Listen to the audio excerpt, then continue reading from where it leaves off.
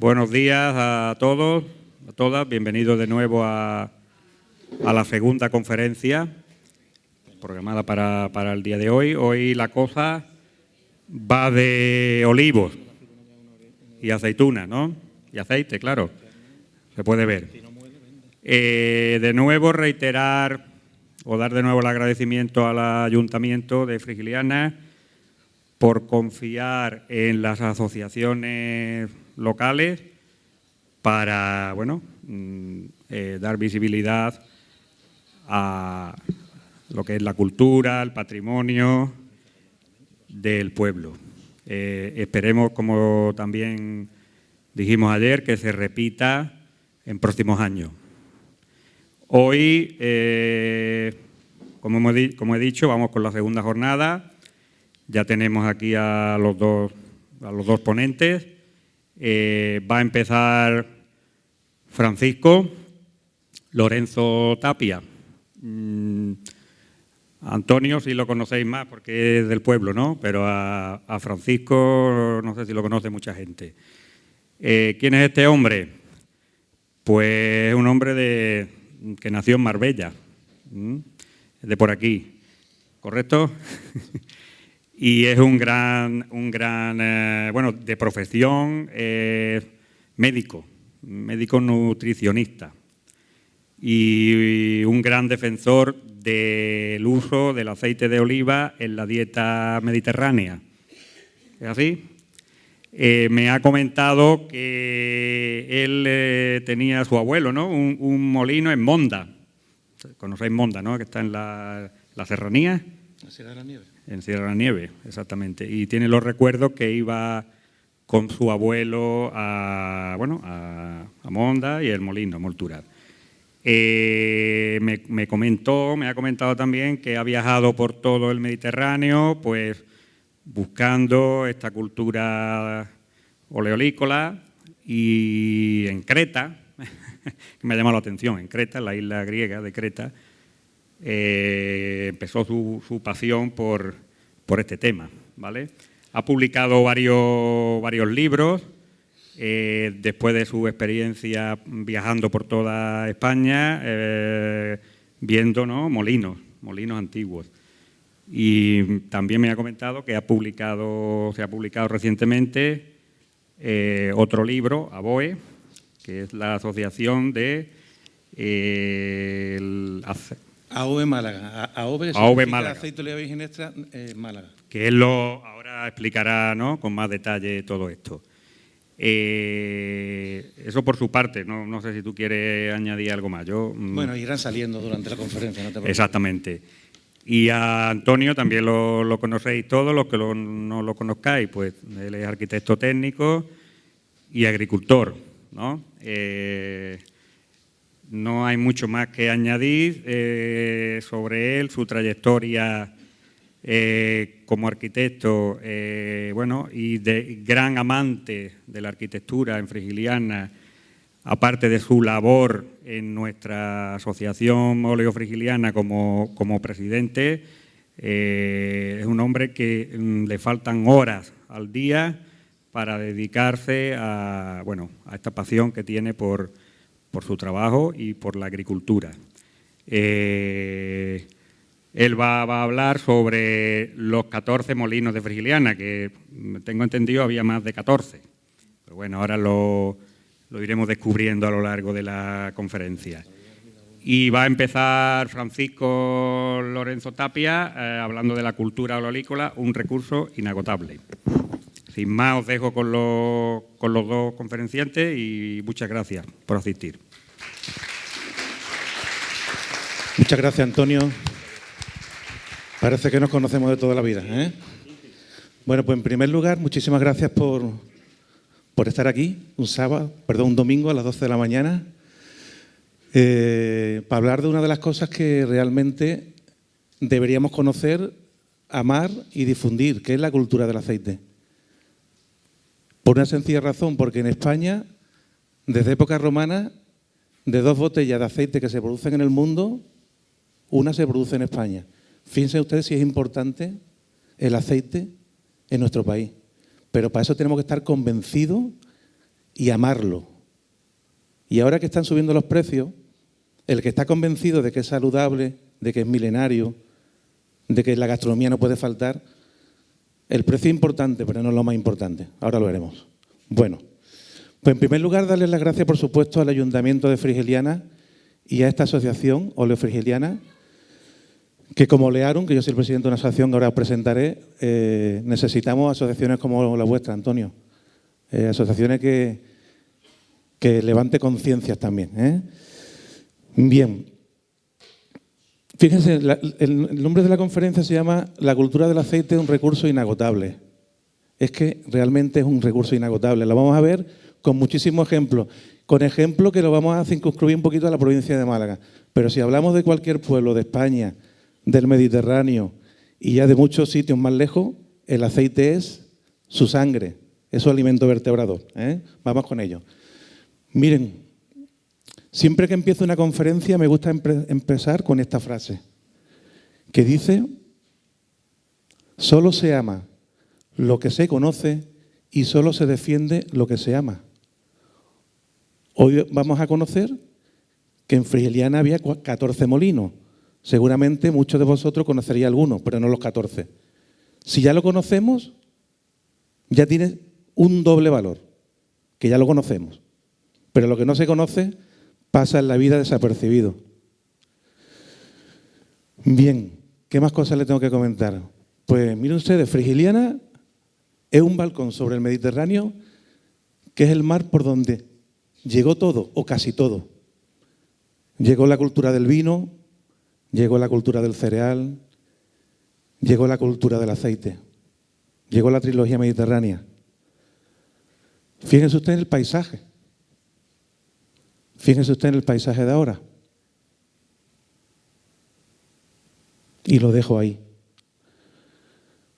Después llegaron otras cosas. Después llegaron otras cosas. Pero nunca podemos renunciar a lo que llegó antes. Por lo menos tenerlo en la cabeza.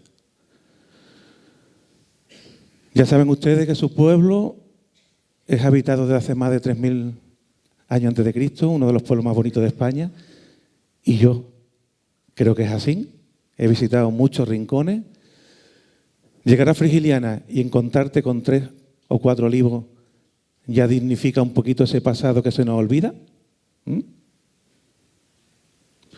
Y sobre todo por una cosa muy importante, porque de hace 16 años se hace el Festival de las Tres Culturas, que es toda una expresión de convivencia entre las culturas cristiana, islámica y judía, porque al final todos nosotros somos un poquito de todas esas cosas y nuestra gastronomía es un poquito de esas cosas.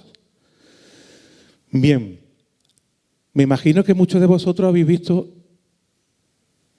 este monumento de Frigiliana, ¿no? ¿Sabe dónde está, no?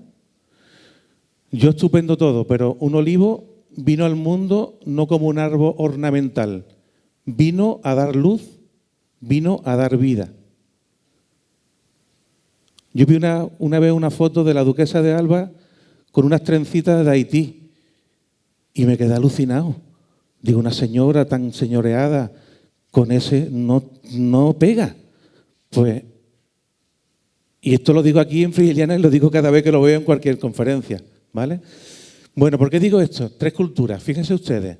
El cristianismo, el olivo es un árbol sagrado, hasta tal punto que Jesús, ya saben ustedes, que la entrada a Jerusalén iba entre palmas y ramos de olivo. Oró en el huerto del olivo, incluso hay versiones que dicen que la cruz donde murió era de olivo. Si seguimos, podemos sacarle punta a todo en el cristianismo y el olivo.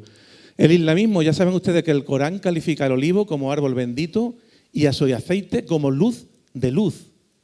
En estas culturas aparece oleum, que es aceite en nuestra cultura, y aparece también la cultura islámica que se llama az-zait.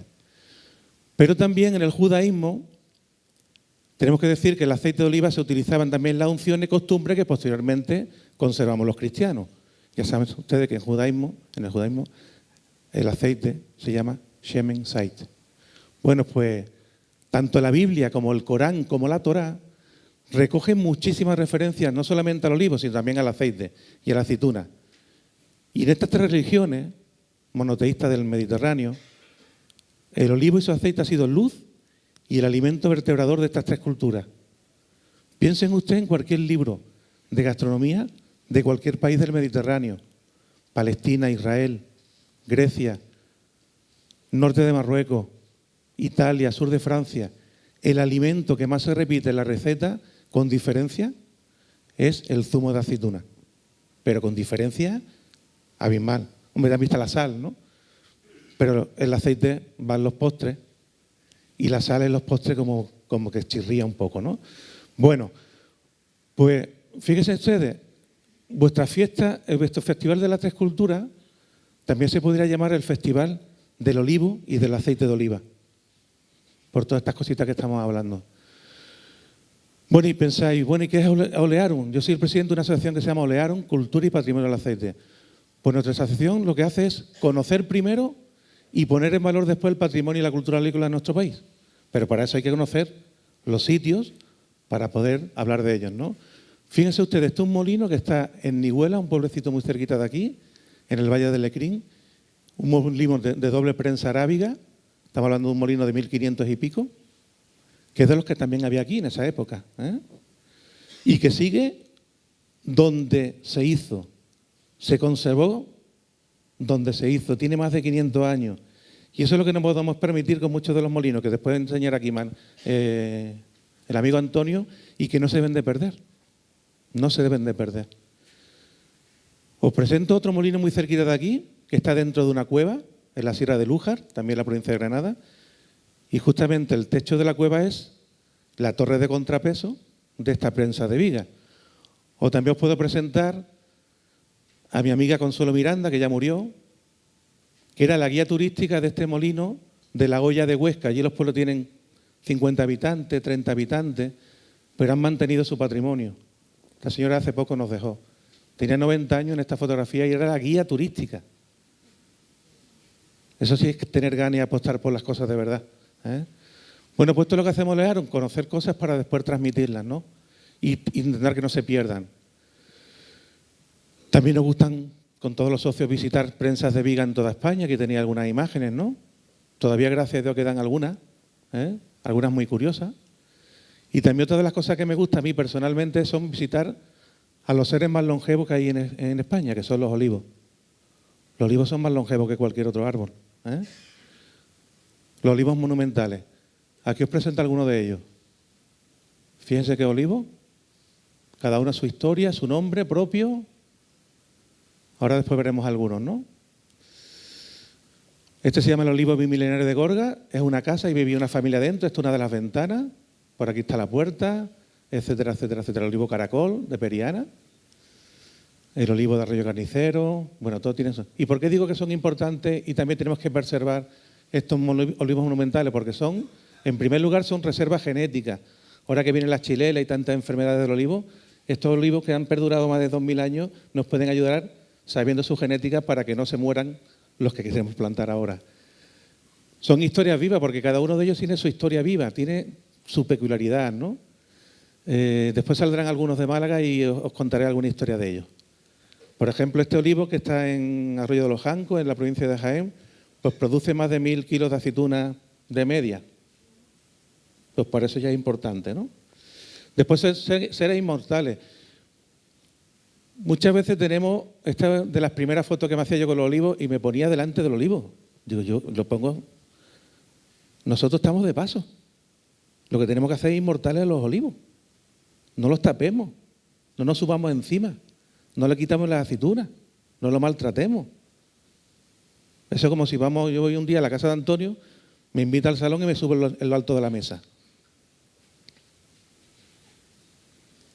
Son identitarios porque este es el olivo bimilenario de Gorga, que está en un pueblo de Alicante. Este es el olivo de las cuatro patas de Canet, que está en Canelo Roch.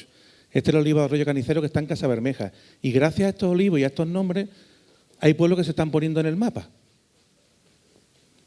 Porque yo cuelgo muchas fotografías en mi Facebook y cuelgo noticias de medicina, pero cuando cuelgo una fotografía de un olivo monumental, es lo que más ve la gente. Nos atrae. Nos atrae esa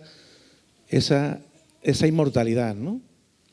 Bueno, y por supuesto son tesoros naturales, ¿no? Este es el olivo que está en Segorbe, etcétera, etcétera. Bueno, pues vamos a empezar con un olivo malagueño.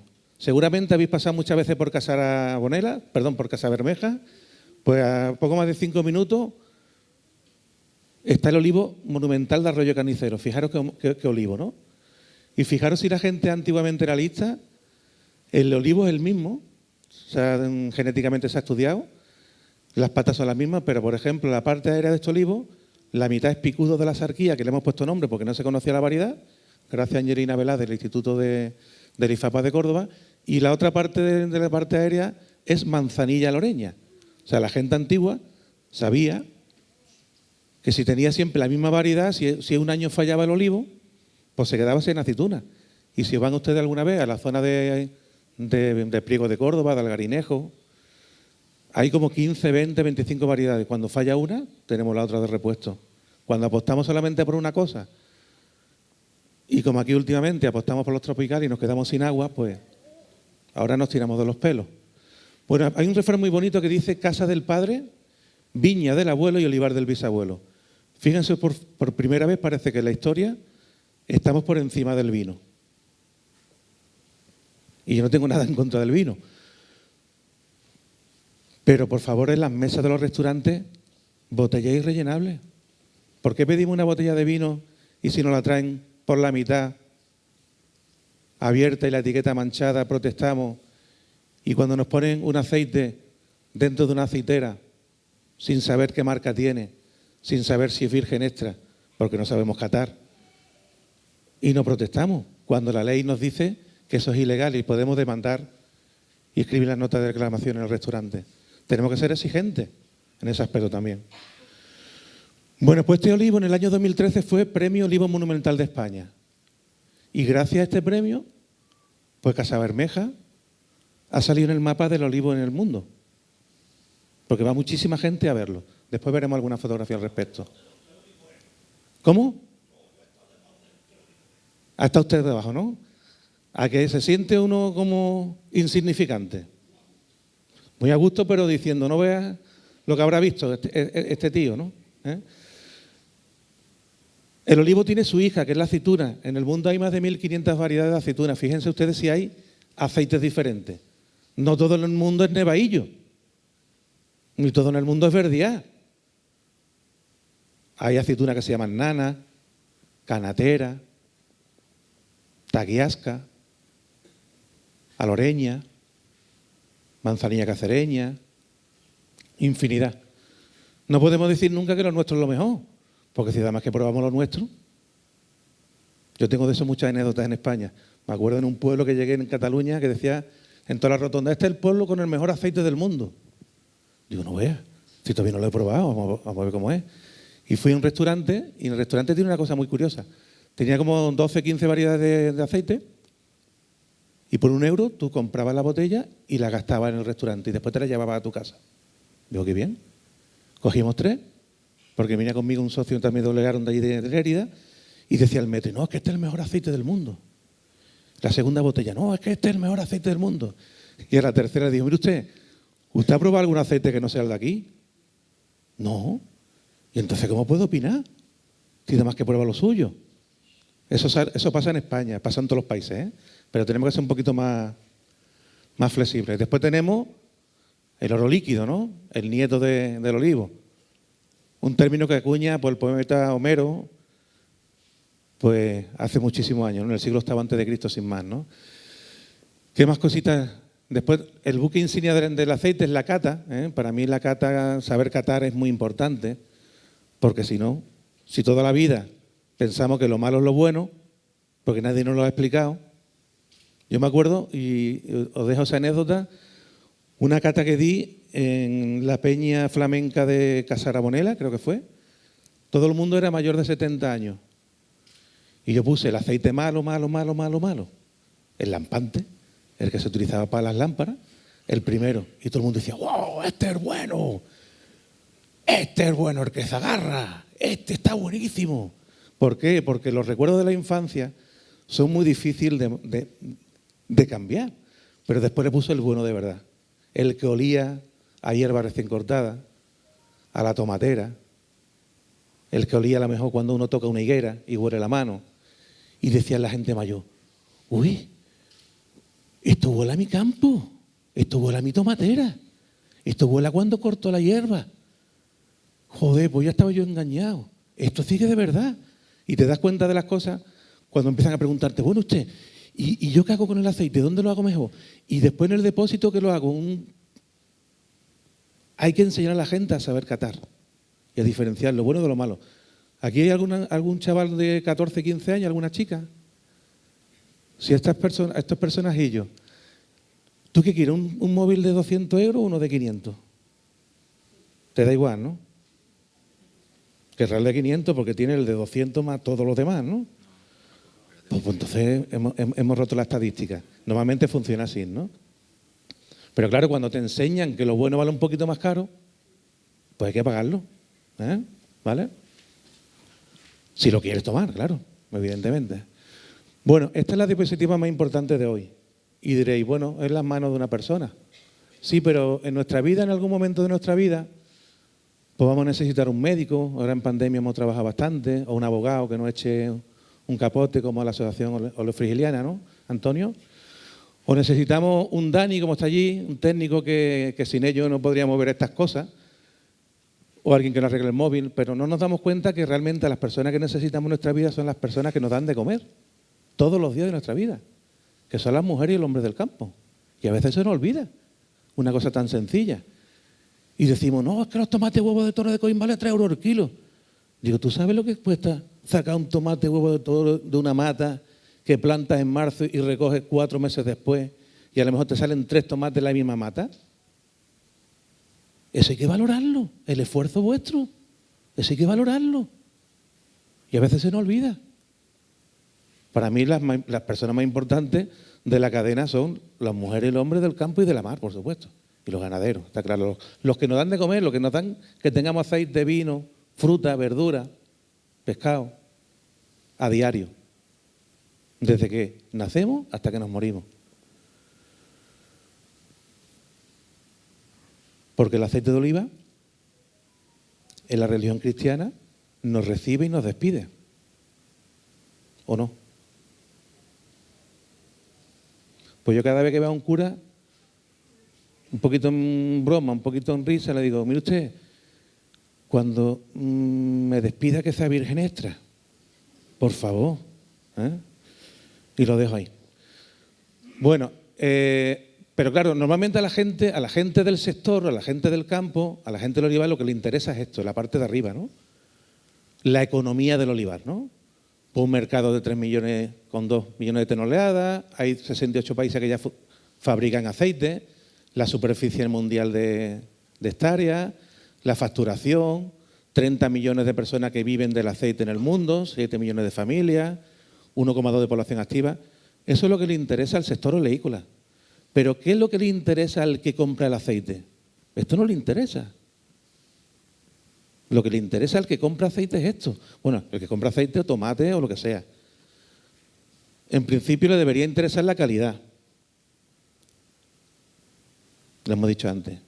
Segundo aspecto, los valores medioambientales. Y lo tengo comprobado. Si tú le presentas 2 botellas de aceite, una ecológica y una convencional, a un alemán, un holandés, un austriaco, a un sueco, sin pedir precio, directamente se va a la ecológica. Están convencidos de que el medio ambiente es importantísimo y que tenemos que dejar a los demás, a los que vienen detrás nuestra. Por otro lado también está lo que le interesa a la gente, que son los valores gastronómicos. Jolín, pero si somos mediterráneos, estamos hablando de comida antes de comer, estamos comiendo, estamos hablando de comida y terminamos de comer y estamos pensando que vamos a comer mañana. Pero si somos así, la gastronomía y el aceite es un vino insoluble. De hecho, yo llegué esta mañana y lo primero que me encontré es un señor cortando jamón. Si es que somos así, nos gusta comer, ¿no? Bien, otra cosa importante que le interesa al que compra aceite, los valores saludables cada vez más. El aceite de oliva virgen extra es el alimento más investigado a nivel mundial en los últimos 20 años desde el punto de vista científico por sus aspectos saludables. Y hay infinidad de estudios que así lo demuestran. Hay un estudio que se ha publicado este año de unos compañeros del Hospital Reina Sofía de Córdoba que han estudiado 1000 pacientes que han tenido un infarto. Y a esos 1000 pacientes que han tenido un infarto lo han puesto a alimentarse durante unos años con una dieta mediterránea con 5 cucharadas soperas de aceite de oliva virgen extra al día. Bueno, pues esos 1000 pacientes, al cabo de los años, la mitad no ha vuelto a reinfartarse. O sea, se ha demostrado que la dieta mediterránea con virgen extra es buena para estos pacientes. Prevención secundaria, pero prevención primaria también. O sea, que si nosotros nos alimentamos con una dieta mediterránea, vamos a vivir más, nos vamos a oxidar después. Y ya saben ustedes que cuando uno se oxida, envejece antes, le sale antes las arrugas y las enfermedades, ¿no? Y por supuesto otro factor importante, los valores culturales, ¿no? Y aquí tenéis un ejemplo que después hablaremos de él. La molienda de Río Gordo. O un ejemplo de que podemos poner ya en funcionamiento que es la Asociación Oleofrigiliana. Después lo veremos. Bueno, pues esto es lo que le interesa a la gente que compra aceite. Esto le interesa menos, le interesa que el aceite es cultura, que es medio ambiente, que es gastronomía y que es salud. Valores medioambientales. Hay un refrán que dice, cada mochuelo a su olivo, ¿no? Fíjense ustedes, el olivar es algo más que un cultivo. Finca La Torre, Málaga, 5 años consecutivos, premio al mejor aceite de España, del Ministerio. Cultivo biodinámico, que es cultivo ecológico, pero pensando en la luna, teniendo animales que se comen la hierba, no echando productos dañinos, etcétera, etcétera. 5 años consecutivos, mejor aceite de España. Y si decimos de España, casi del mundo, ¿no? ¿Vale? Hace unos años llovió mucho en Campillo, en esta zona, esto es Bobadilla, y llamé a Víctor, que es el ingeniero. Le digo, Víctor, ¿cómo está el olivar? Dice, el olivar está perfecto. Los caminos reventados. Pero el olivar tiene cubierta vegetal. Este olivar del fondo, que es convencional, reventado. Perdió toda la capa fértil por la lluvia. Esa fue la lluvia que murió desgraciadamente un bombero hace 2 o 3 años. Olivares lucha contra la erosión, ¿eh? Además, es un gran sumidero de dióxido de carbono, factores medioambientales. Se ha demostrado científicamente que la cubierta vegetal es un sumidero de CO2. Además, es reserva de flora y fauna. O sea, ver un lince ibérico, el felino más extinto del mundo, en un olivar, que se puede ver en Andalucía, y que vienen fotógrafos de todo el mundo a hacer fotos, pues fíjense ustedes, estamos conservando olivar tradicional y el lince ibérico. Y aparte también comparte espacio y posada con otros árboles. Fíjense ustedes, esto es la Alpujarra Granadina, la zona de Órgiva. Hay olivos que miden 14 y 15 metros de alto y que este tiene más de 8 metros de perímetro de tronco.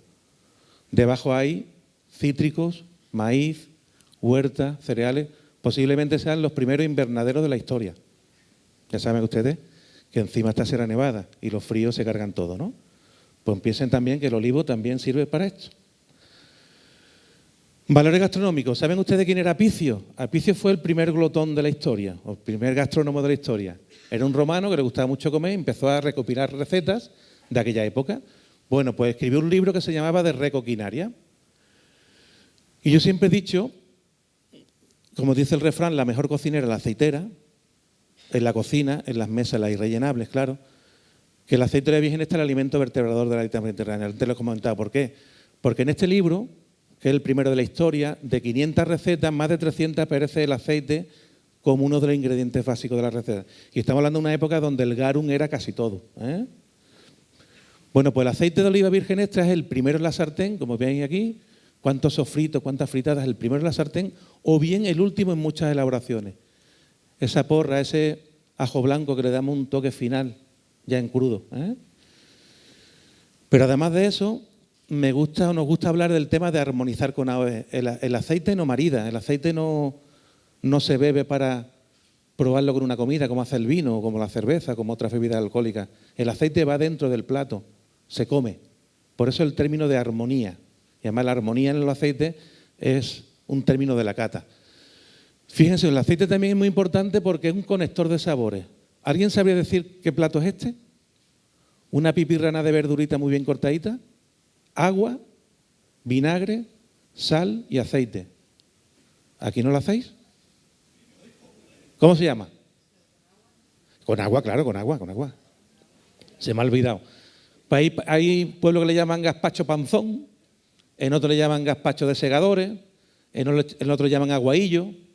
Pues esto pues posiblemente sea la primera bebida isotónica de la historia. ¿Por qué? Porque es en verano, en agosto, en la época de la siega, cuando más calor hace. Y fresquito, ¿no? Pues el conector de los sabores de todas las verduras es el aceite de aceitunas. Además de eso, el aceite tiene la peculiaridad de que puede crear nuevas texturas.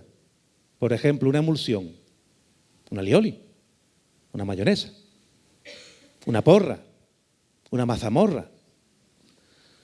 Incluso se pueden hacer esferificaciones, se pueden hacer mermeladas, hasta tierra y polvo de aceite se puede hacer. Fíjense, es un alimento versátil, ¿no? Quedémonos con esos valores gastronómicos que tiene. Pensemos en un chivo al ajillo. No ve el hambre que nos está entrando. Bueno, os presento a mi madre y a mi tía en Monda, en el pueblo de mi madre. Aquella es Parque Nacional, la Sierra de las Nieves, el Pico Torrecilla. Porque hay un refrán muy bonito que decía que el remedio de la tía Mariquita, que con aceite todo lo quita, ¿no? Pero antes os he comentado que el alimento que es más estudiado científicamente en los últimos 20 años desde el punto de vista de salud es el aceite, y ya se ha demostrado precisamente el refranero sabio, ¿no? He tenido la suerte de participar en un libro de muchos científicos a nivel nacional que se llama Aceites de oliva y salud, beneficios de los aceites de oliva vírgenes. ¿Por qué se ha hecho este libro? Porque en Internet se comenten muchas barbaridades y aquí todo lo que se ha escrito es ciencia. Antonio, si no tenéis este libro, sería interesante que lo tuvierais en la asociación, ¿vale? Bueno, y valores culturales. No hay antes dijimos el refrán, casa del padre, viña del abuelo y olivar del bisabuelo. La cultura de la OVE, como hemos dicho, un recurso inagotable. Pues fijaros, estos son ejemplos de Málaga, ¿no? La molinda de Río Gordo, la capilla del aceite en la iglesia de Santiago, donde bautizaron a Picasso, la Dresel 20, que es donde se transportaba el aceite de la Bética romana a Roma, el efebo de Antequera, que era un lampadarium, servía para iluminar, los nidos de pajarito en el olivar, los rondeles de Casarabonela, los 3 tronos en Málaga que llevan un olivo en la Semana Santa, o un molino romano que hay en la ciudad de Antequera, que es donde más molinos romanos hay de España, por cierto, ¿no? Pues esto es cultura, y esto hay que saberlo, hay que conocerlo, o por lo menos tenerlo. En el libro este AOVE de Málaga, que esta es la portada, que es un puñado de aceitunas verdiales, pues se habla de todo esto, de la cultura de Málaga del aceite, de la gastronomía de Málaga del aceite, de los olivos monumentales, de los tipos de aceitunas que hay en Málaga, de la nevadillo, de hoteles que son antiguos molinos y que se pueden visitar, no sé, el molino de los abuelos en Comares, la almazara de aquí abajo, etcétera, etcétera, ¿eh? Bueno, ¿cuándo surge el cultivo del olivo? Surge aproximadamente hace unos 6.000 años aquí, al oriente, como vosotros, al oriente de Málaga, estoy al oriente del Mediterráneo, en países que ahora son pues Israel, Palestina, Jordania. A partir de aquí, las distintas civilizaciones fueron transmitiendo su conocimiento al occidente, en este caso del Mediterráneo. Y en España llegan los fenicios aproximadamente hace 3.000 años y bueno, algunas cosas aportaron, ¿no? Ahora lo veremos. Vamos a ver, eso es. Fíjense ustedes, esto es una foto que parece que está en un montaje, pero no es verdad.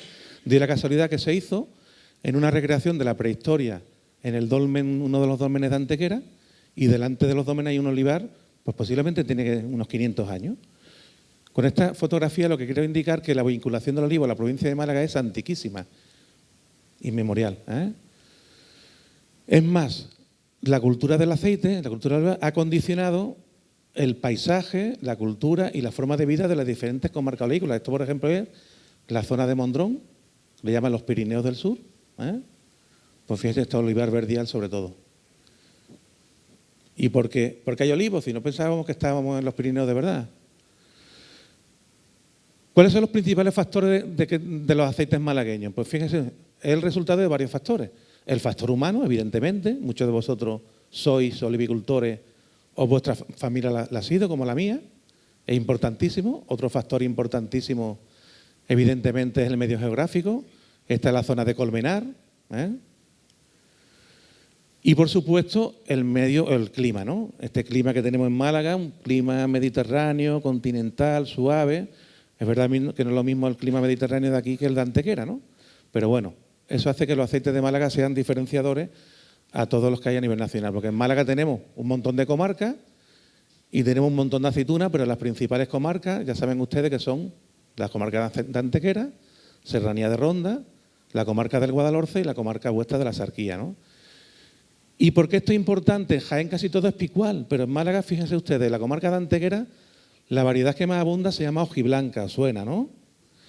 Que también compartimos con Granada, con la zona de Estepa y con el sur de Córdoba. En la zona de Ronda, pues tenemos una variedad que se llama lechín de Sevilla, también se llama zorzaleña, porque le gusta mucho a esos pajaritos que se llaman zorzales, que antiguamente cuando se cogían, a las paellas no hacía falta echarle aceite porque el pajarito lo llevaba, de comer aceituna, ¿eh? Después tenemos la zona del Valle del Guadalhorce y la Sierra de la Nieve, donde tenemos una aceituna que es totalmente autóctona, solamente en el mundo existe aquí, que es la manzanilla loreña, que fue la primera aceituna de España con denominación de origen, como aceituna de comer. Y después tenemos la Sarquía, que hay dos joyas también, la Verdial de Vélez y la Nevadillo Blanco. Y posiblemente el río Vélez sea el que diferencie la Verdial de Vélez para acá, para Málaga, y desde el río Vélez para acá al oriente a la Nevadillo Blanco. ¿De acuerdo? Aceituna totalmente... Hay una variedad muy cercana de aquí que se llama la Nevadillo de Alhama de Granada, que dicen que es una sinonimia, o sea que posiblemente sean las mismas. La Nevadillo Blanco y la Nevadillo de Alhama de Granada. Realmente está muy cerca. Pues fíjense ustedes, en Málaga tenemos 135.000 hectáreas de olivar, el 40% de la superficie agraria. Y solamente tenemos 4.000 hectáreas de viñedo. Y en Málaga nada más que se habla de vino. ¿Qué pasa? También os puedo decir, o les puedo decir, que antes de la filosera en Málaga había 120.000 hectáreas de viñedos. Más que toda La Rioja. Antes de la filosera ahora tenemos 4.000 hectáreas. Y también estamos perdiendo viñedos, que es un problema también grande, ¿eh?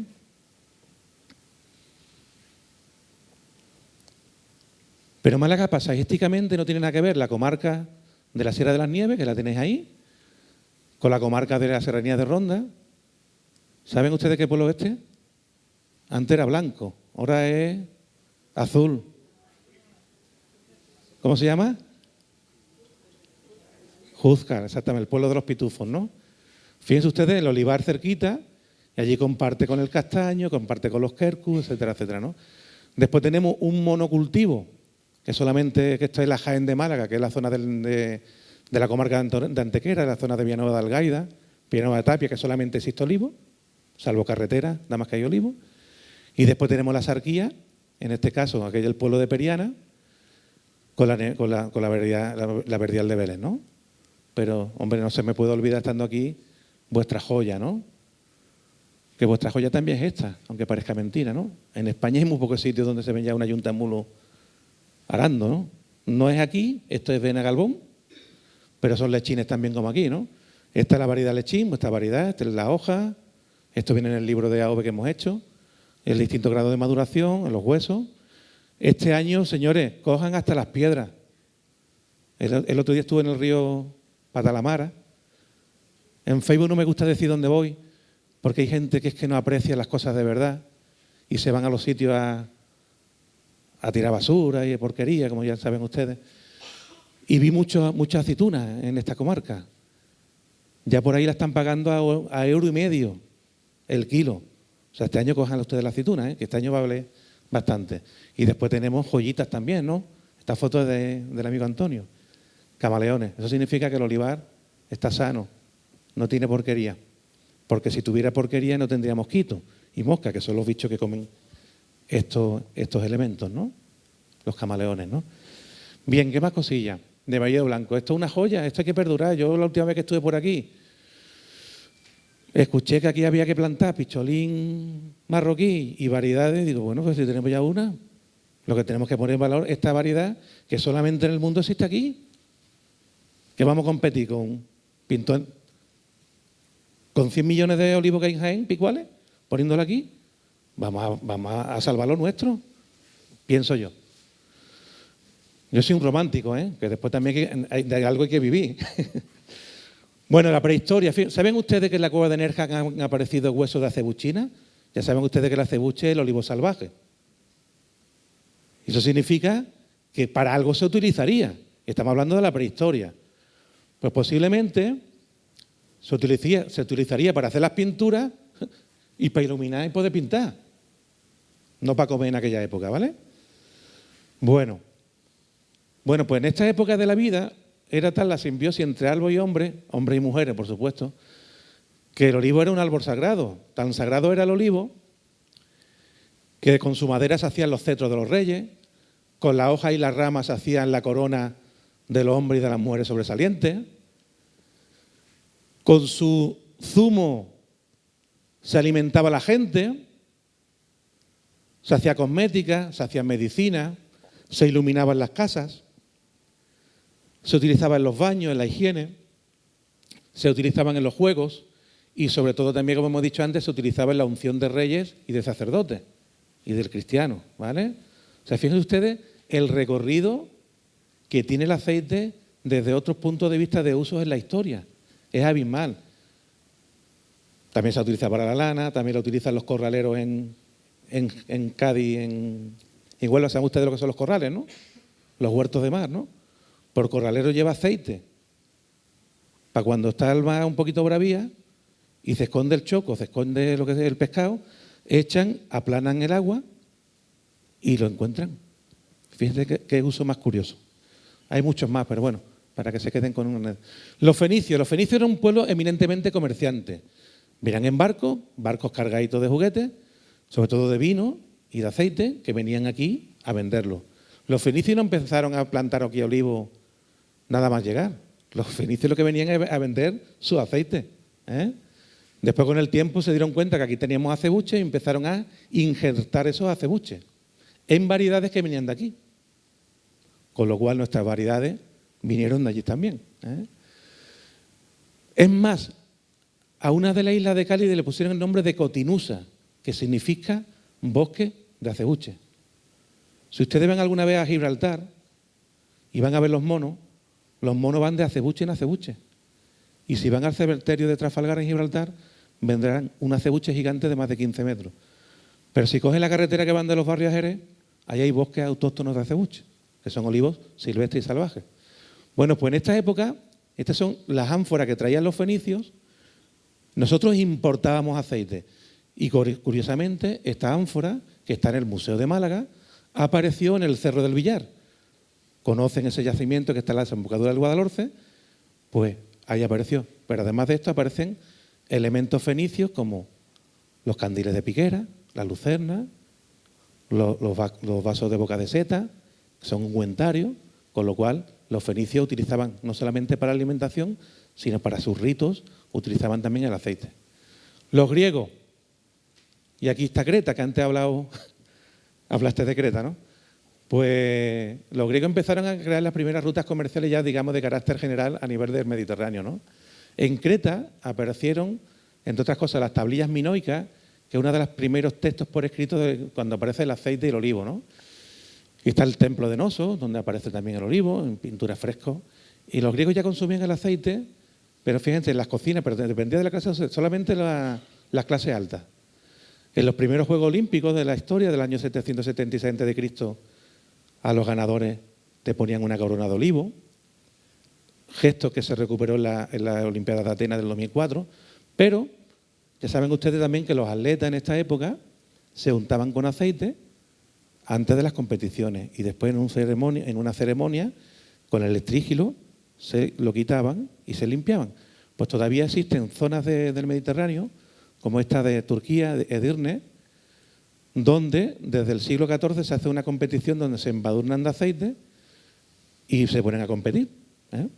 Imagínense cómo es el agarre, es difícil, el aceite resbala, ¿no? Bueno, los romanos llegan aquí y lo que les interesaban es España ponerla a cultivar no solamente aceite, olivo, sino también cereal y vino para alimentar al mundo, sobre todo a sus legiones, ¿no? Entonces el aceite de Hispania, sobre todo de la zona de Portugal, de la zona nuestra, de la Bética y de la Tarraconense, del Levante, empezó a comercializarse a todo el mundo. sobre todo a la capital, al puerto de Roma, en Ostia. Entonces ya España se convierte no en importador, se convierte en un exportador. Fíjense ustedes, este es el río Betis, el Guadalquivir de ahora, y este es el Genil, y todo lo que aparece aquí en rojo son yacimientos de alfarerías. Los molinos desde el campo, desde los olivares, se transportaban en carros con odres, llegaban aquí y en este tipo de ánforas, unas ánforas que venían perfectamente tipificadas con el código de barra de aquel momento, que eran los títulos Pictis, se sabía de dónde procedía, quién había hecho el aceite, quién era el tratante, cuánto pesaba la ánfora. En este tipo de barcos se llegaba, entre otras cosas, hasta el puerto de Roma. Claro, estos envases en vacío pesan unos 40 kilos, en llenos casi 100. Entonces, cuando llegaban no eran envases de doble retorno, sino que empezaron a amontonarse en una zona de Roma hasta el punto que se convirtió en una nueva colina de Roma, que es el monte Testaccio, el monte de los tiestos. El profesor José Remesal lleva 40 años estudiando estos tiestos y después de 40 años se ha dado cuenta que el 85%, gracias a los códigos de barra de entonces, procedían de la Bética romana. O sea que ya Andalucía era hegemónica en la producción de aceite hace 2000 años. Uno de los emperadores españoles de Roma, Adriano, acuñó una moneda que se llamaba Hispania, donde aparece pues, la diosa Hispania con una rama de olivo y con un conejo a sus pies, porque España también se le llamaba la tierra de conejos. Bien. Fíjense ustedes, antes hemos hablado de Roma, de Antequera. En Antequera hay más de 40 villas olearias romanas.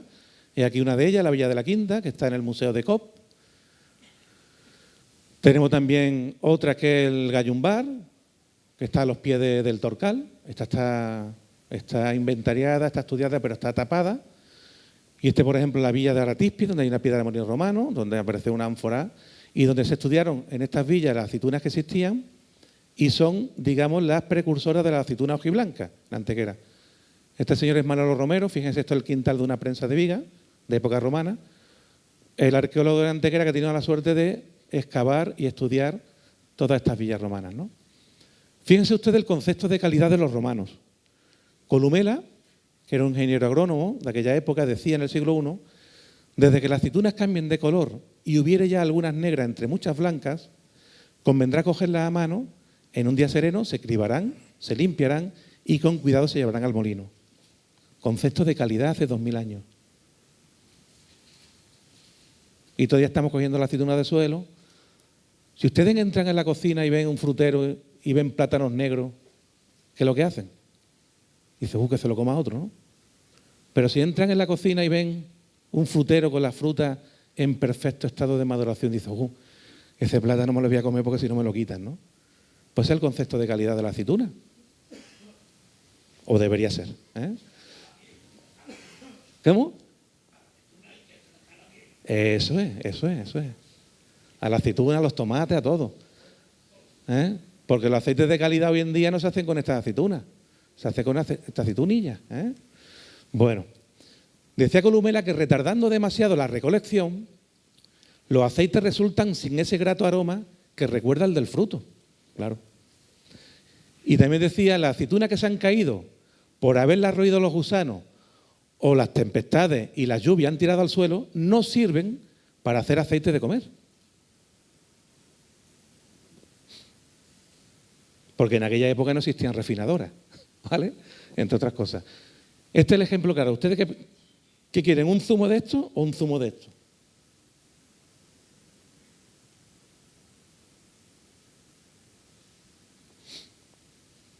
Dejémoslo ahí.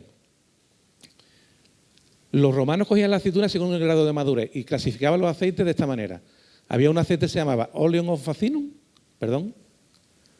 que era de aceitunas verdes y se utilizaba sobre todo para cosmética y para la ofrenda a los dioses. Después estaba el Oleum viride, que es de aceitunas pintonas, aquí llamamos aceitunas en embero, que sobre todo el que más gustaba a la clase social alta, el que más se utilizaba, y después estaba el Oleum maturum, de aceitunas negras que había del suelo, que es el que se utilizaba para las lámparas, o bien las clases más bajas en consumo en cocina. Pues esto lo podríamos clasificar los aceites de ahora, aceite de virgen extra, virgen y lampante, por decirlo de algún modo. ¿Vale?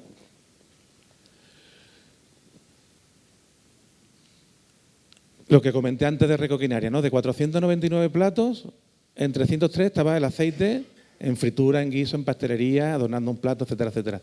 Ya saben ustedes que si cogemos cualquier libro, este es de una amiga mía de Marbella, ya saben ustedes que soy de Marbella, cocina popular de Marbella de ayer de hoy, de 100 platos, en 92 va el virgen extra. Una proporción bastante importante, más que en este. Y ya saben ustedes que el olivo, el cereal y el vino es la trilogía mediterránea: pan de trigo, aceite de olivo y de la parra el vino. Nuestra esencia, ¿no? Ellos utilizaban el aceite en verde, como hemos dicho antes. Columela detalla su uso en cocina. Apicio también hablaba de la técnica de fritura. Decía así: meter en baño de aceite de oliva distintos productos como pescado y vegetales.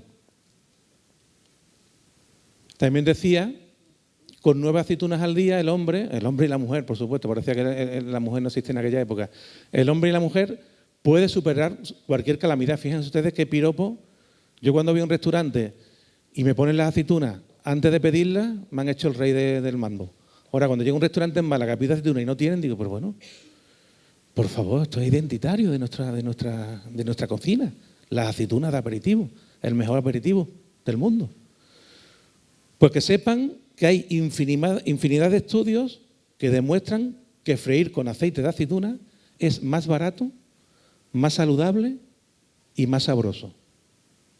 Yo a veces discuto mucho con los cocineros. Digo, mamá, ¿y tú qué, en tu casa con qué cocinas? No, en mi casa con virgen extra. ¿Y en el restaurante por qué cocina con girasol?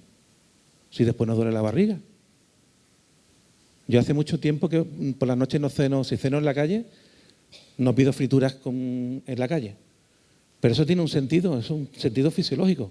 Los aceites de semillas son ricos en ácidos grasos poliinsaturados y por sus enlaces son muy difíciles de digerir. Por eso cuando comemos por la noche una fritura en la calle, no dormimos. Tenemos una digestión muy pesada. El aceite de oliva, el de aceituna, sea oliva refinado, sea virgen extra, los ácidos grasos que tienen es el ácido oleico, que es monoinsaturado. Y solamente por eso es mucho más digerible. Y fíjense una anécdota. Cuando llegan los aceites de semilla a España, el año 50 llegan de Estados Unidos. Y claro, los Estados Unidos, barato y saludable.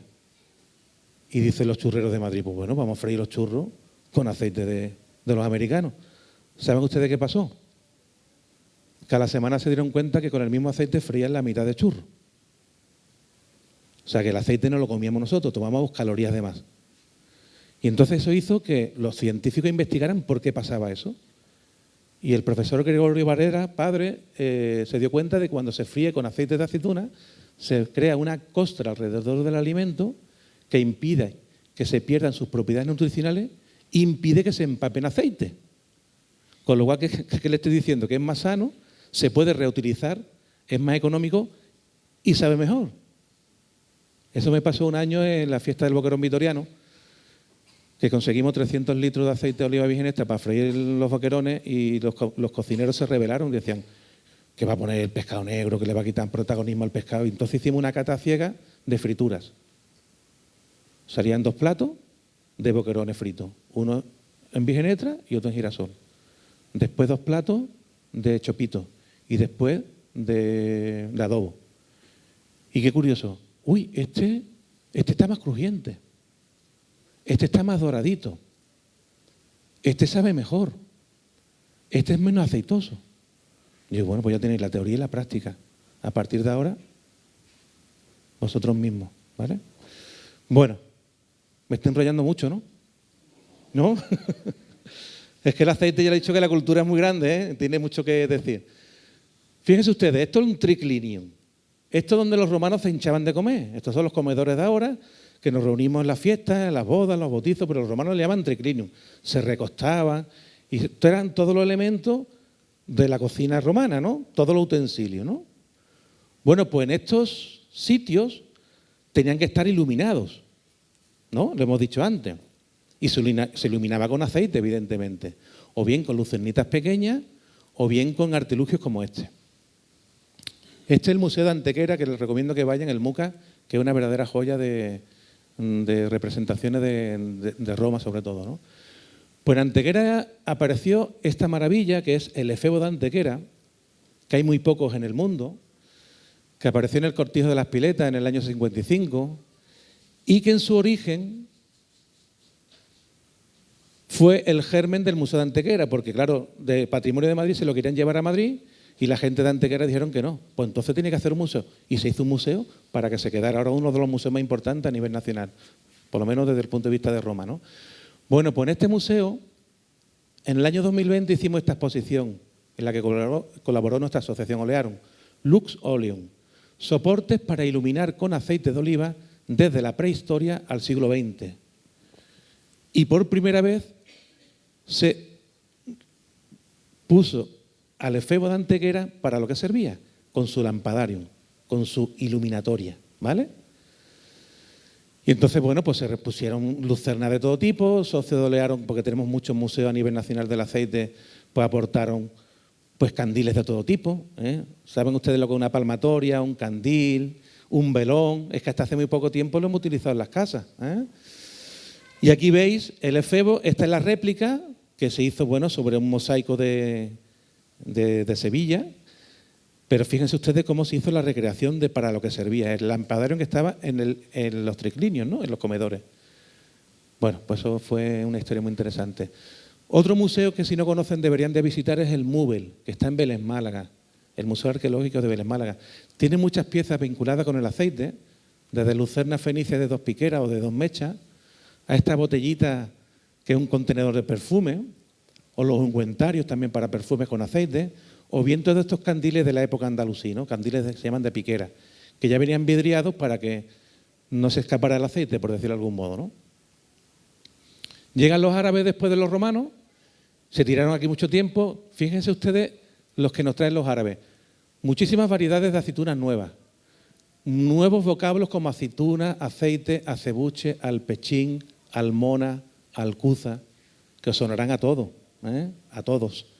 Almona, una fábrica de jabones. Hace poco hicisteis un taller de jabón, ¿no, Antonio? Creo recordar. Pero lo que traen los árabes sobre todo es mejorar las técnicas de cultivo, en las técnicas de regadío, las norias, las acequias y sobre todo en la molinología antigua. Además de eso, mejora las técnicas para hacer cada vez tinajas más grandes, porque cada vez se producía más aceite, y también los árabes, pues, en medicina, en cosmética y en alimentación, pues, muchas cosas todavía dependemos de ellos. Aquí está el jabón de Alepo, que fue el primer jabón en la historia con marca comercial. Alepo, una ciudad de Siria, es una combinación de aceite de oliva y laurel, 2 cicatrizantes, por cierto, muy interesantes. Después vino el jabón de Marsella, os suena, ¿no? Que todavía existe, ¿no? Después vino el jabón el lagarto, ¿no? El jabón el lagarto, ¿no? Pero todos con jabón, ¿no? Perdón, todos con aceite, ¿no? Bien, los árabes también distinguían 2 tipos de aceite, según si se extraía el aceite de aceitunas verdes, era el Said al-Unfak, y de aceitunas negras, Said al-Zaitun. También distinguían las calidades. Y esta es una de las frases más lapidarias de la historia. Averroes, filósofo y médico del siglo XI, dice: los mejores huevos, la de las gallinas. Bueno, hasta ahí estamos, ¿no? Cuando se fríen en aceite de oliva son muy buenos, ya que las cosas cuando se condimentan con aceite son muy nutritivas. Pero el aceite debe ser nuevo, de poca acidez y de aceitunas. Por lo general es un alimento muy adecuado para el hombre y para la mujer, evidentemente.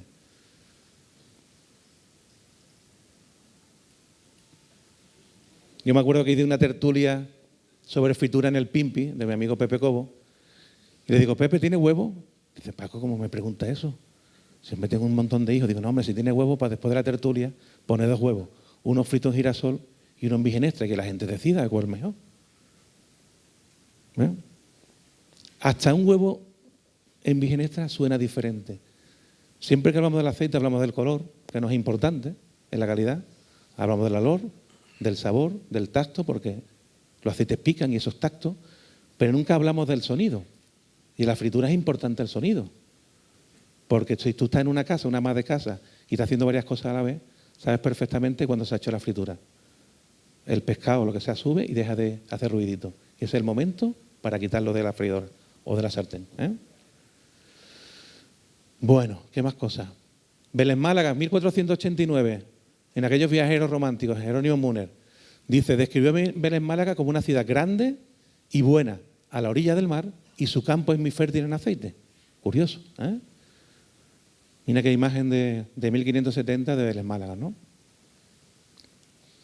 Y en aquella época estos eran los molinos que existían por la zona.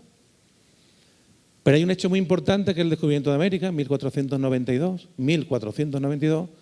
Hace poco escuché en una tertulia de radio dos catalanes discutiendo, o un catalán y no sé qué, un catalán y un murciano, que quién había inventado el pan con tomate.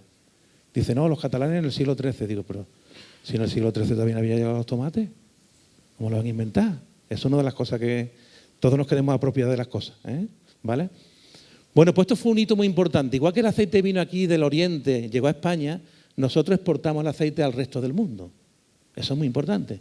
De hecho, ya son 68 países los que producen aceite. Pues gracias a eso, llega a México, llega a Perú, California, Chile, Argentina, en esta época, y se produce esta cosa tan importante, este trasiego de productos de un lado a otro. Aquí nos llega, por ejemplo, los tomates, nos llega la patata, el maíz, los pimientos, la piña, el cacao, pero nosotros llevamos un montón de cosas más, entre ellas el aceite. Y gracias a eso aparece este binomio perfecto que es el sofrito, ¿no?, de verduras con aceite, la porra, el tomate picado. Eso hasta entonces era imposible, no se podía hacer. De hecho, aquí existían gazpachos, pero eran gazpachos que se utilizaba ajo, cebolla, aceite, vinagre, pero no se utilizaba tomate ni pimiento. Muchas veces, cuando hablo de olivos monumentales, la gente me pregunta, ¿y cuántos años tiene el olivo? Eso no es lo importante. Lo importante es que siga viviendo donde nació. Que siga viviendo donde nació. Es un poco romántico la frase, pero ¿saben dónde son estos olivos? Son enormes.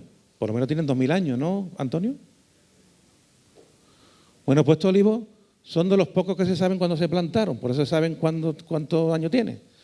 Esto lo plantó el obispo Vasco de Quiroga, bueno, el obispo no, los que iban con el obispo. En el año 1560 en México, se llama el olivo de Tzintzuntzan. Un olivo de 1000 años de aquí puede ser mucho más pequeño que este olivo allí, porque depende del terreno, del clima, de las horas de sol, depende de muchísimas cosas, de la poda, de muchísimas cosas, ¿eh? Bueno, siglo XVI, en la época de Alonso de Herrera, pues en su libro Agricultura General hablaba de la gran extensión de cultivo de olivo, decía que prácticamente se podía cruzar España de olivo en olivo. Eran olivos que eran asimétricos, no se tenían un marco fijo. Desgraciadamente estos olivos se han perdido en la zona de Mondrón, los arrancaron, olivos con más de 500 años. Esto es un hecho muy importante en la historia. Fíjense usted, este es Pablo Moreno, el secretario de Olearum, es historiador. Él tenía su familia un legajo muy importante de Antigua de Antequera y lo donó, lo cedió al Archivo Municipal de Antequera. Y Pepe Escalante, el archivero mayor, Pablo, que ha aparecido un recetario del siglo XVI magnífico de remedios caseros. Fíjense ustedes qué detalle más importante histórico. Esto es una receta que es un escabeche, ya saben ustedes la técnica de escabeche, para conejos y perdices, liebre y palomino, donde aparece la palabra manteca tachada, y aparece aceite. Esta era la época donde los judíos, los musulmanes, para demostrar que eran cristianos viejos, tenían que tomar cochino y manteca. Pero fíjense qué dato más interesante, está hablando ya del siglo XVI. Y esto lo escribió una señora de la alta alcurnia que se pudo permitir hacer esta dicotomía, ¿no? Interesante dato, ¿no?, histórico. Llega el Quijote, que también es cultura. ¿Saben ustedes que en el Quijote solamente aparece el aceite 10 veces? Pero solamente una para comer. Aquí viene. Y 2 calderas de aceite mayores que las de un tinte servían de freír cosas de masa, que con 2 valientes palas las sacaban fritas y las zambullían en otra caldera de preparada miel que allí junto estaba. Bueno, vosotros sois territorio de miel, ¿no? Y de frutas de sartén. ¿Qué es esto? Pestiño, buñuelo, etcétera, etcétera. Pues la única referencia que hay en el Quijote del aceite comestible, por decirlo de algún modo. También decía don Miguel, la verdad adelgaza y no quiebra, y siempre anda sobre la mentira, como el aceite sobre el agua. O como dice el refrán, la verdad es como el aceite, queda siempre por encima. Bueno, y dicen que este señor estuvo por aquí, ¿no? En Vélez, Málaga, ¿no? Pues en Vélez, Málaga está, curiosamente, delante del Palacio de Vespasiano y debajo de un olivo. Simbolismo. Este puede ser el piropo más bonito o más completo desde el punto de vista culinario del aceite de oliva. Otro de los grandes, Lope de Vega, decía: extraña propiedad la del aceite de oliva. ¿Cómo sabe reconciliarse con las cualidades de las cosas sin querer pleito con ellas? Con las frías es frío, con las cálidas es cálido, con las húmedas es húmedo y con las secas, con todas se acomoda. Es el comodín, como digo yo, de la dieta mediterránea. Primero, segundo, postre, caliente, salado, dulce, va en todo. Bueno, siglo XVIII, seguimos exportando y llevamos pues, a países como Australia, como Nueva Zelanda, a Sudáfrica. Por allí pasa Charles Darwin, ¿saben quién es Charles Darwin, no? En su barco, en su famoso viaje por los 5 continentes, y fue de las pocas personas que en aquel momento ya constató que el olivo se encontraba ya en los 5 continentes, en 1835, ¿no? De hecho, uno de los personajes que aparece en los olivares ahora de Australia y Nueva Zelanda pues son los canguritos, ¿no? Como aquí los linces, ¿no? Pues fíjense ustedes, en Sudáfrica se producen aceites iguales o mejores que los nuestros y en estos países. Ellos aparecen en el mundo del aceite con conocimiento y formación. La guía Evolium, que posiblemente sea la guía más importante del aceite a nivel nacional e internacional, el año pasado el mejor aceite de esta campaña ha sido un aceite elaborado en Sudáfrica. Curioso, ¿no? Ya estamos acabando. Siglo XVIII, me imagino que todos conocerán el famoso catastrazo del Marqués de Ensenada, ¿no? Pues solamente, por ejemplo, de la zona de Vélez, Málaga, decía que el olivo era un cultivo propio de la zona, ocupando amplias extensiones. En Vélez, Málaga había 14 almazaras. Sobre todo la producción de aceite era de autoconsumo, consumo interno. Y curiosamente, ahora que estamos en época de sequía, en 1750 se planteaban quejas al Cabildo de Vélez, Málaga, por los daños producidos por la falta de lluvia en el olivar. Esto es cíclico, ¿vale? El tema de la sequía es cíclico. Y curiosamente, en la villa de Frigiliana, el catastro de Ensenada habla de la existencia de olivos y, por supuesto, de la producción de aceite. Y aquí tenéis Frigiliana, ¿vale? Vale. Un hecho importante también en el siglo XIX es la aparición de los ferrocarriles, que hace que el aceite venga del interior a las costas y se pueda exportar al extranjero, ¿no? Aquí tenéis la estación de Málaga. Y de Alfonso Marzó, en 1816, hablando del territorio malacitano y de la Sarquía, dice: es tan feraz y tiene tan grande plantío de olivos que se encuentra hasta 500 milinos o prensas de aceite solo en el término de Málaga.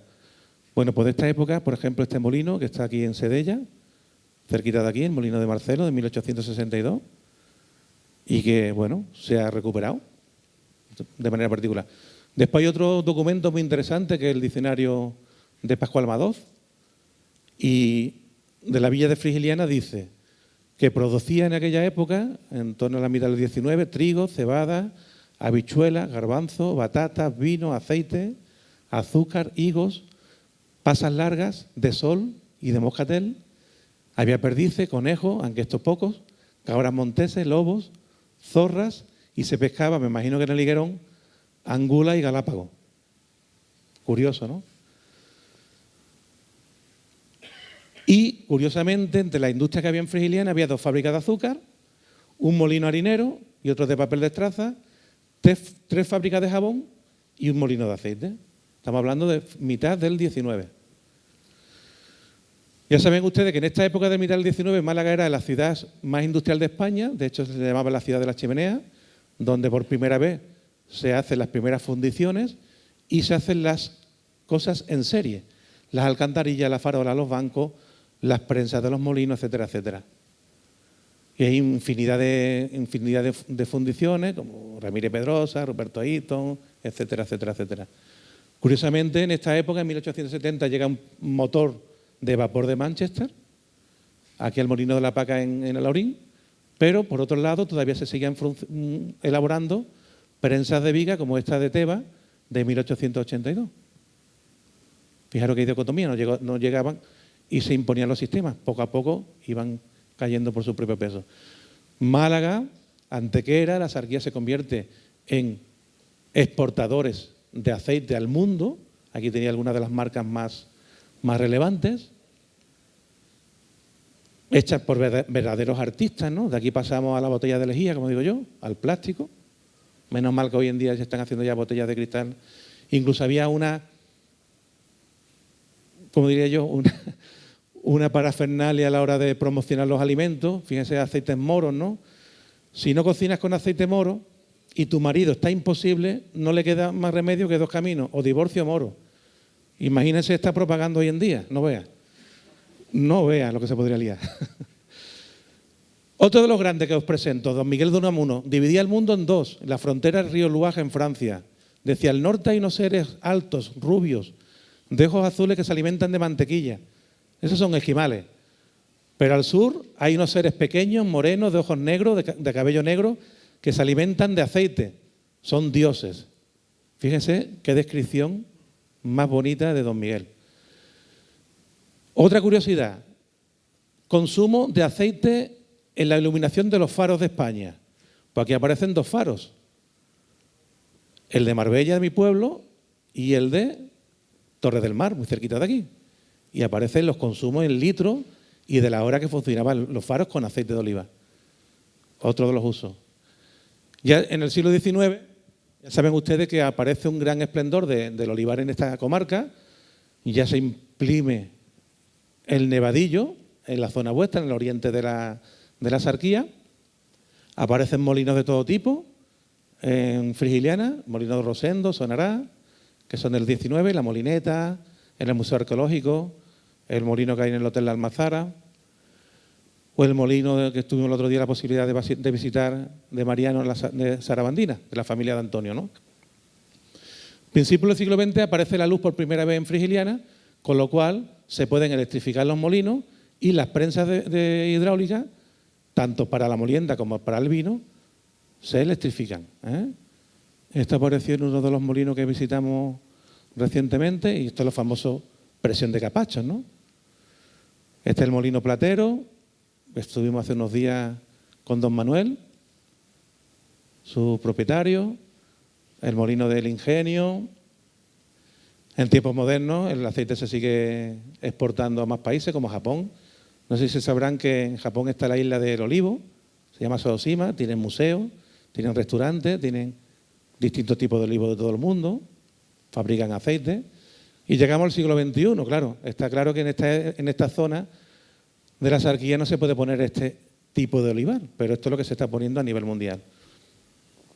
Dentro de 100 años, por lo mejor, es una nueva cultura del aceite, pero está por ver, ¿no? Hoy en día los valores añadidos del aceite es la salud, como hemos visto antes, la calidad, el patrimonio, la cultura. Esto es una villa romana, una villa romana en Monda, los olivos monumentales, los animales, el medio ambiente y la gastronomía y el turismo del aceite. O sea, aquí tenemos 14 molinos de aceite y quedan en pie unos cuantos, pues a lo mejor pues podemos llevar grupos a que lo conozcan, ¿no? Y llegamos al punto álgido, a vuestra cooperativa, que nace en el año 56, y pongo en desuso porque espero que vuelva a funcionar tarde o temprano, a finales del 2019. Cuando me enteré de ahí, me llamó una señora de aquí, Yolanda. ¿Está por aquí Yolanda? No. Bueno, me llamó explicándome después me llamó Antonio, el problema que tenía, y no, entonces empecé a recuperar información. ¿Sabíais que en un documento del año 2011 escribieron sobre vuestro aceite? Dicen que el mejor aceite de oliva virgen del universo, perdón, de Andalucía, fue un poquito modesto, es de la Cooperativa Agrícola de Frigiliana. ¿Será porque todavía sacan las aceitunas del campo en burro y mulo? Bueno, eso es patrimonio. Como la uva, ¿no? La moscatel. Los japoneses sí que saben, se llevan casi toda la producción. Bueno, a mí esto me llamó la atención, ¿no? Y mucho, ¿no? Me llamó la atención y mucho. Incluso ponía, bueno, pues vuestra calle, ¿no? Donde está el molino, el teléfono de contacto es del año 2011. Es del 15 del 12. Un molino que, por cierto, creo que todavía queda en la molinología antigua, que eso es también un valor añadido, ¿no? Pero sigo investigando y me doy cuenta de que se está creando una asociación que se llama Olofrigiliana, que se llama Asociación Agrícola y Cultural. Qué bonito. Y de esto hemos hablado hoy, de cultura y de gente del campo. Agrícola y cultural. Esto es un binomio perfecto e indivisible. Y veo que es una asociación que está hecha bajo el paraguas de la ilusión, del respeto y del sentido común. Yo creo que ese es el camino. Las cosas, lo importante no es empezar, es continuar. El día de la asamblea estaba esto lleno. Espero que haya otra asamblea, el día de la asamblea no, el día de la presentación, y que se siga llenando, porque esto tiene que mover muchas conciencias, ¿vale? Y después una asociación que empieza a dar a conocer a la ciudadanía el patrimonio del pueblo con el aceite, con visitas a los alumnos del CEIP de Frigiliana. Joder, cuánto sentido común, ¿no? Que encima hace una presentación prácticamente esto lleno, tuve la posibilidad de venir, con personajes muy ilustres en todos los ámbitos, para apoyar la iniciativa, y que continúa haciendo talleres, en este caso de elaboración de jabones, que hoy estamos aquí, que hace poco había hecho también algo de flamenco. Esto es para quitarse el sombrero, Antonio, y a todos os lo digo de cariño y por convicción. Esto no es fácil, pero en la unión está la fuerza y la única manera de salir para adelante, ¿eh?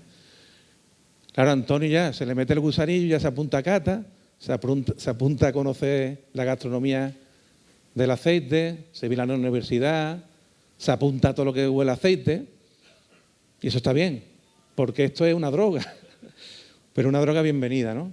Y se apunta a hacer cata. Algún día haremos una cata aquí, ¿eh? Esta mañana me han preguntado, ¿y no hacemos cata hoy? Digo, haremos cata. Por supuesto que sí, más cosas. Solamente esta pincelada, fíjense ustedes, olivos de Málaga, algunos de los más importantes.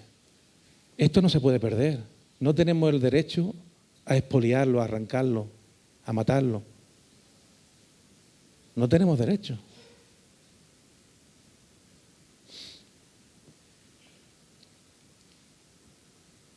Miren ustedes, cuando este olivo estaba así, iba por allá un paisano y le comenté, joder, pues no veas este olivo lo grande que tiene ese. Al siguiente vez que fui allí, la había podado en la sierpe. Por eso muchas veces digo que a veces pasan desapercibidos. Y hay que desnudarlo un poco y verlo y hacerlo otra vez vivo y que produzcan aceitunas. El olivo vino para dar vida y para iluminar la vida de los demás. Esto es Casa Bermeja. Este es el olivo que está en el olivar de Pepe el Chiquete. Otras veces esconden historias. Fíjense ustedes, piensen, primero del siglo XX, Mondrón, la aldea de Mondrón. 2 niños, como la gente se dedicaba antiguamente, de porqueros.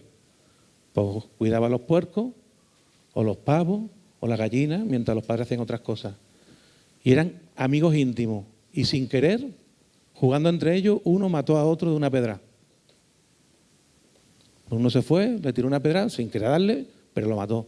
Este chaval, pues imagínense lo que se lió en la aldea de Mondrón. Pues al que pervivió, lo escondieron entre otros sitios dentro de este olivo. Iban por la noche a darle de comer. Esta era la época de las grandes emigraciones, que ahora vienen los argentinos aquí y protestamos.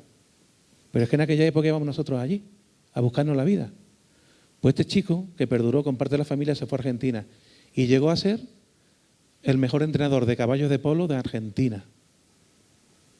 Al cabo del tiempo, la nieta de este señor volvió a Mondrón a conocer la historia de su familia y querían ver dónde escondieron a su tatarabuelo o abuelo en este caso, ¿no? Pues cada olivo tiene su historia. Y sigue produciendo aceitunas, verdiales. Y es un acebuche. Fíjense olivos que hay en Málaga, olivo cabeza de dragón, el olivo pulpo, el olivo cabeza de ciervo, el olivo caracol. No hay 2 olivos iguales, como 2 personas. Y este la bauticé como el olivo de esta señora? ¿Saben ustedes quién es, no? Doña. ¿Eh? Fíjense, el ojo, la nariz prominente que tenía, su barbilla. Esto está en el olivar de Poey, está al lado de Belén Málaga, una zona que hay un olivar muy interesante, pero hay mucha especulación también. Estamos intentando que no lo quiten.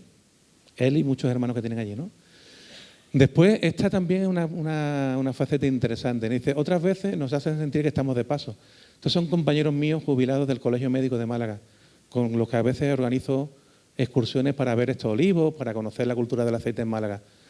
Bueno, pues ya algunos de ellos ya no están con nosotros, pero el olivo gordo que está detrás, sí está ahí todavía. Tenemos que hacerlos inmortales. Nosotros estamos de paso. Digo, de paso y tan de paso. Esto le llaman el abuelo. Esto está en Algatocín, en el valle del río Guadiaro, en la zona de Ronda. Nos hace sentir como una mota en la historia. Fíjense, este tiene casi 10 metros de perímetro de tronco. Y yo soy grandote, ¿eh?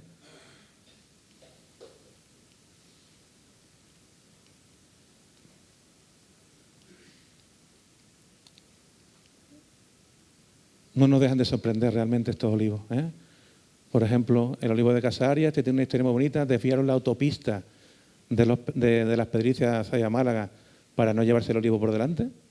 Tiene esta trampa de ratones dentro de los vericuetos, a mis chiquitillas, ya tiene 16. Sirven de moradas para animales. A veces el olivo pues también comparte espacio con seres tan interesantes como los helechos, el olivar o el pinsá. Pues en el mundo solamente existe aquí. Sí, ya estamos acabando.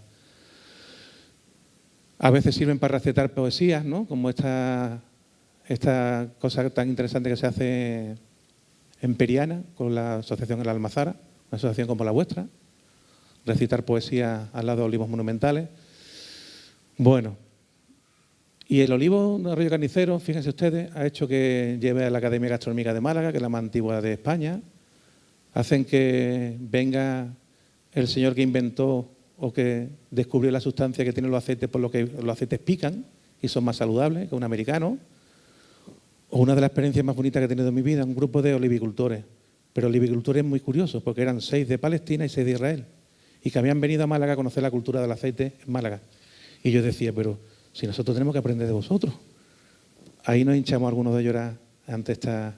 Y sobre todo, bueno, Olearon también, la asociación Olearon ha visitado este olivo en el último congreso del 2022.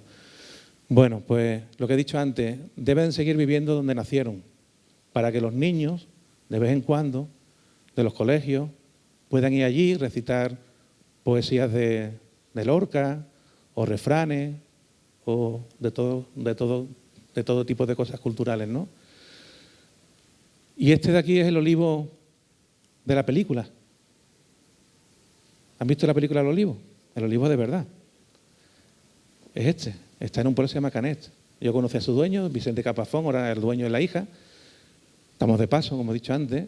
Y cuando era la época de que los compradores compraban olivos monumentales allí en aquella zona, pues llegó un día un tratante diciéndole que quería comprar el olivo y él estaba jugando al escondite con su nieta, que es lo que hacía él con su abuelo. Y que decía, ¿usted qué quiere, este olivo? Pues muy sencillo. Plante uno y espere.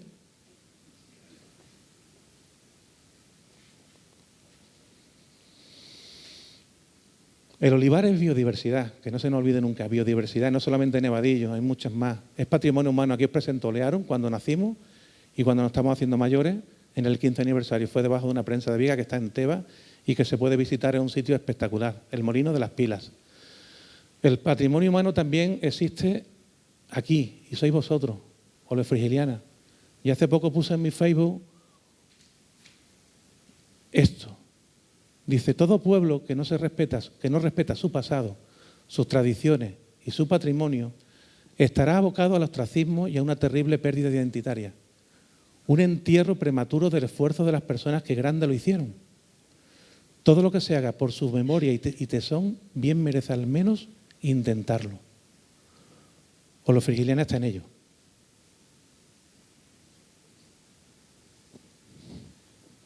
Y espero que sigáis.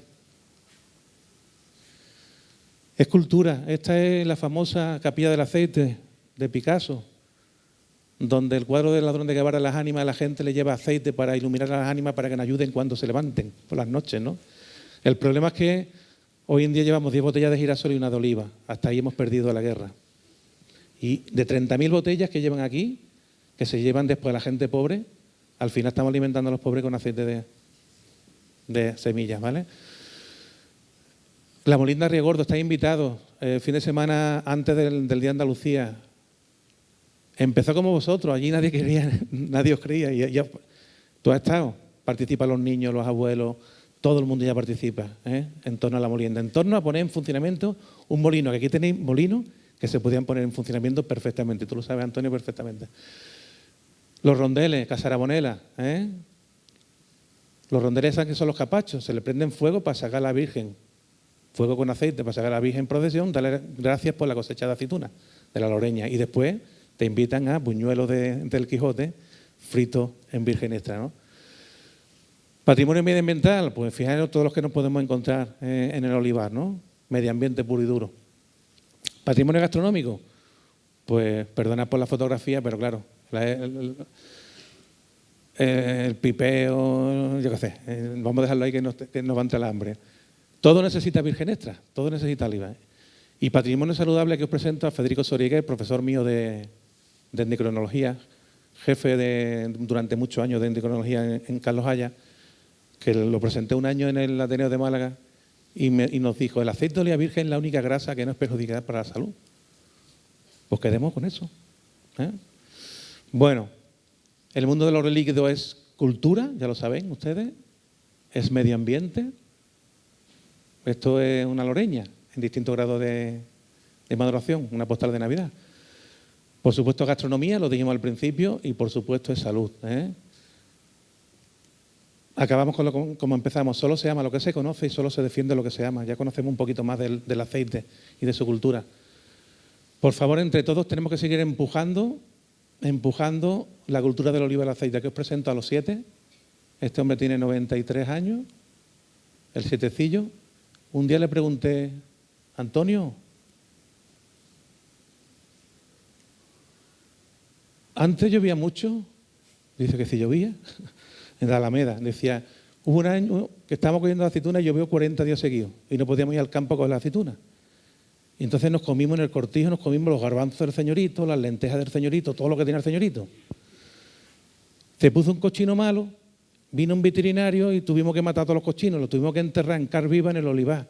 Y le dije, bueno, ¿y qué hiciste? Y dice, que por la noche nos íbamos al olivar, lo desenterramos, lo cocíamos en agua y lo freíamos en aceite, porque el señorito tenía mucho aceite. Y yo sigo vivo. Historia, ¿no? Historia hay que aprender de las personas mayores, no lo podemos tener como un mueble. Son personas, han vivido cosas que nosotros no vamos a vivir nunca en la vida. Tenemos que estrujarlo, tenemos que quererlo. Quédense con esta reflexión de Laures Durell, que decía que todo el Mediterráneo, las esculturas, las palmeras, las cuentas doradas, los héroes barbudos, el vino, las ideas, los barcos, la luz de la luna, las gorgonas aladas, los hombres de bronce, los filósofos, todo parece surgir del sabor agrio e intenso de estas olivas negras cuando se parten entre los dientes. Un sabor más antiguo que la carne, más antiguo que el vino, un sabor tan antiguo como el agua fría. Piensen en ello. No renunciemos a nuestro pasado, nunca, jamás. Por favor, elaboren, consuman y regalen aceite de oliva virgen extra, porque tenemos que regar la salud de todos. Os dejo con la frase de un agricultor de Valencia en uno de nuestros congresos que nos dijo, el aceite de oliva virgen es la fuente por donde vuelve al corazón el alma de la tierra. Por Dios, ¿cómo en tan poco se puede decir tanto y tan bonito? Pues nada, como dice el refrán, cada mochuelo es olivo. Piensen siempre una cosa importante, la dieta mediterránea importa qué comemos, pero también cómo y con quién. ¿Cómo y con quién? Así que nada, la cultura del aceite es un recurso inagotable. Muchas gracias al Ayuntamiento y, por supuesto, muchas gracias a los frigelianas por hacerme partícipe un poco de vuestra locura. Muchas gracias de verdad.